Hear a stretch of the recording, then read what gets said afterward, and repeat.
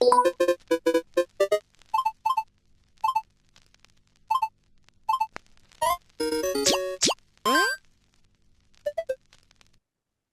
semuanya, kami dari kelompok 3 akan membahas mengenai materi penyusutan aset tetap. Video ini dibuat sebagai bagian dari tugas kelompok dalam mata kuliah Human Capital yang bertujuan untuk memperdalam pemahaman kita semua mengenai topik ini. Sebelumnya, perkenalkan saya Kania Rahma dan rekan saya. Saya Cecilia Cahaya Dewi. Saya Naira Bilkis. Saya Azonaira Zafira. Saya Oriska Ravelina. Kami berharap video ini dapat membantu dalam memahami materi dengan lebih jelas dan mendalam. Untuk mempersingkat waktu, langsung saja kita masuk ke materinya. Selamat menyaksikan dan semoga bermanfaat.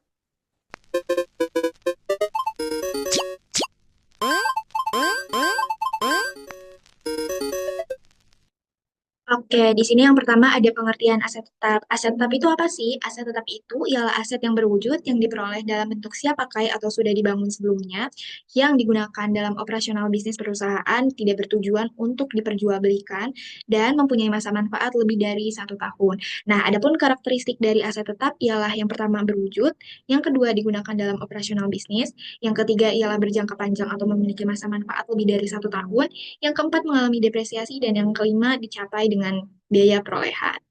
Nah, adapun jenis-jenis dari aset tetap, jenis-jenis aset tetap itu ada dua, aset tetap berwujud dan tidak berwujud. Untuk contoh-contohnya dapat dilihat seperti di bawah ini. Kemudian, adapun karakteristik dari aset tetap berwujud, ialah memiliki bentuk fisik tentunya, dapat digunakan secara langsung dalam proses produksi atau operasional, dan kemudian mengalami depresiasi kecuali tanah. Adapun aset tetap tidak berwujud, contohnya ada di bawah ini, seperti merek dagang dan hak cipta. Karakteristiknya ialah tidak memiliki bentuk fisik, memberikan manfaat ekonomi dalam jangka panjang, dan biasanya diamortisasi, bukan didepresiasi. Yan. Oke, baik, di sini ada dasar hukum dan standar akuntansi. Pengelolaan aset tetap ini telah diatur dalam Standar Akuntansi Indonesia melalui PSAK nomor 16 yang diterbitkan oleh Ikatan Akuntan Indonesia. Lalu selanjutnya ada biaya perolehan aset tetap. Biaya perolehan aset tetap ini menurut PSAK nomor 16 tahun 2011 ini mencakup biaya perolehan meliputi harga pembelian, biaya impor, pajak pembelian yang tidak dapat dikreditkan setelah dikurangi diskon. Lalu biaya langsung ini untuk membawa aset ke lokasi dan kondisi siap pakai. Selanjutnya, estimasi biaya pembongkaran, pemindahan, dan restorasi lokasi. Selanjutnya ini merupakan beberapa contoh yang dapat menambah biaya perolehan aset tetap. Oke, selanjutnya di sini ada contoh kasus mengenai biaya perolehan aset tetap. Di sini kita dapat harga tanah dan bangunan seharga 350 juta, lalu ada biaya makelar yang dibayar 5% dari harga tanah dan bangunan sebesar 17.500.000, lalu ada pengurusan izin dan notaris sebesar 15 juta, pajak-pajak yang dibayarkan sebesar 47.500.000, lalu penghancuran puing sebesar 8 juta, dan penjualan puing sebesar 1.500.000. Lalu di sini kita juga ada biaya pembuatan pagar sebesar 16.500.000 dan pengaspalan sebesar 80 juta. Itu merupakan harga perolehan dari atas tempat parkir gitu sebesar 533 juta dengan jurnal, tanah 533 juta di debit, dan kas 533 juta di kredit. Nah, kita lanjut ke penyusutan aset tetap. Jadi, penyusutan adalah alokasi biaya aset tetap selama masa manfaatnya. Nah, berdasarkan PSAK nomor 17, penyusutan itu dibuat dengan karena pendapatan secara langsung atau tidak langsung dan memiliki beberapa faktor yang meliputi, yaitu nilai residu dan masa manfaat. Nah, nilai residu adalah estimasi jumlah yang akan diterima pada saat aset itu dijual atau ditarik dari penggunaannya dan harus dikurangi nilainya atau disuguhkan sampai sejumlah selama umur kegunaannya. Nah, masa manfaat atau umur aset adalah jangka waktu pemakaian aset yang diharapkan oleh perusahaan. Nah, untuk metode penyusutan dalam PSAK nomor 16 2011, metode penyusutan itu harus direview setiap akhir tahun buku. Dan apabila terjadi perubahan yang signifikan dalam ekspektasi pola konsumsi manfaat ekonomi, dia tuh harus diubah agar mencerminkan perubahan pola tersebut. Baik, selanjutnya ada metode garis lurus. Metode garis lurus sendiri adalah metode penyusutan yang paling sederhana dan mudah sehingga paling sering digunakan dalam praktik. Dalam metode ini diasumsikan kegunaan suatu aktiva tetap akan mengalami penurunan secara linear untuk setiap periode selama masa manfaatnya. Metode garis lurus harus memperhitungkan dengan cara penyusutan sama dengan harga peroleh kurang nilai residu per nilai ekonomis. Pada bagian kanan ini merupakan contoh kasus dari metode garis lurus. Selanjutnya yaitu metode garis lurus dalam bentuk tabel penyusutan. Untuk mencari beban penyusutan sendiri yaitu dengan cara harga perolehan kurang nilai sisa per umur ekonomis.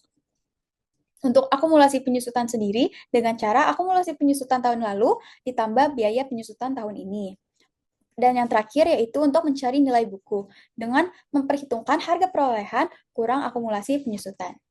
Baik, selanjutnya kita akan membahas mengenai metode saldo menurun ganda. Jadi, metode ini mengurangi nilai aset lebih besar di awal tahun dan kemudian semakin mengecil seiring berjalannya waktu. Cara kerjanya, yang pertama, kita akan menggunakan presentase 2 kali lipat dari metode garis lurus. Yang kedua, kita akan menghitung penyusutan dari nilai buku aset yang tersisa setiap tahunnya. Kemudian, penyusutan tahun pertama akan lebih besar, lalu semakin kecil seiring berjalannya waktu. Baik, di sini saya punya contoh kasus, sebuah kendaraan mulai dioperasikan pada tanggal 1 Januari 2016. Mobil tersebut diperoleh dengan harga 165 juta dan ditaksir dapat dioperasikan selama 10 tahun. Lalu kita akan menghitung penyusutannya dengan menggunakan metode saldo menurut ganda. Untuk menjawabnya, yang akan pertama kali kita lakukan adalah menghitung persentase penyusutan tiap tahun dengan menggunakan metode garis lurus, yaitu 100% dibagi 10, 10 dari mana? Dari tahun masa manfaatnya, yaitu kita akan mendapatkan hasil sebesar 10%. Kemudian langkah kedua, persentase penyusutan tiap tahun menurut metode saldo menurun ganda, yaitu 2 dikali dengan persentase metode garis lurus, yaitu 10%, kita akan mendapatkan hasil sebesar 20%. Kemudian kita akan bisa langsung mencari beban penyusutan di tahun berjalannya, yaitu dengan cara mengalihkan 20% dengan harga perolehan, yaitu sebesar 165 juta rupiah. 20% dikali dengan 165 juta rupiah, kita dapat hasil 2.750.000 rupiah untuk beban penyusutan tahun berjalan di tahun pertama. Kemudian kita masukkan ke dalam akumulasi penyusutan sebesar 2.750.000 rupiah. Lalu untuk memperoleh nilai buku, caranya adalah mengurangi harga perolehan dengan beban penyusutan tahun berjalan. 165 juta dikurang dengan 2.750.000 rupiah, kita dapat hasil 162.250.000 rupiah. Kemudian untuk di tahun kedua, kita lakukan dengan cara yang sama, 20% dikali dengan nilai buku, kita dapat hasil sebesar 32.450.000 rupiah.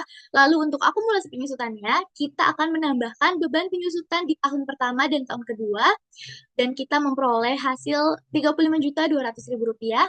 Dan untuk nilai bukunya, kita akan mengurangi nilai buku di tahun pertama dengan beban penyusutan di tahun kedua. Kita akan memperoleh hasil sebesar 129.800.000 rupiah.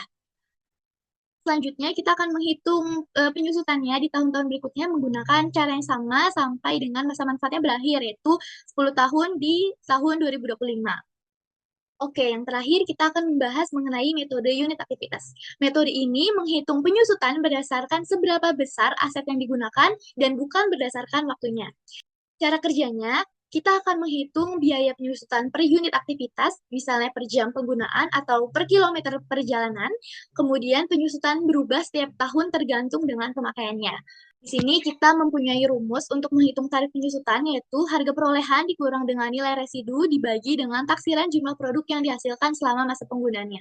Kemudian untuk mencari biaya penyusutan produknya, kita akan mengalihkan jumlah satuan produk yang dihasilkan dengan tarif penyusutannya. Agar lebih mudah dipahami, kita akan langsung masuk ke dalam contoh kasusnya.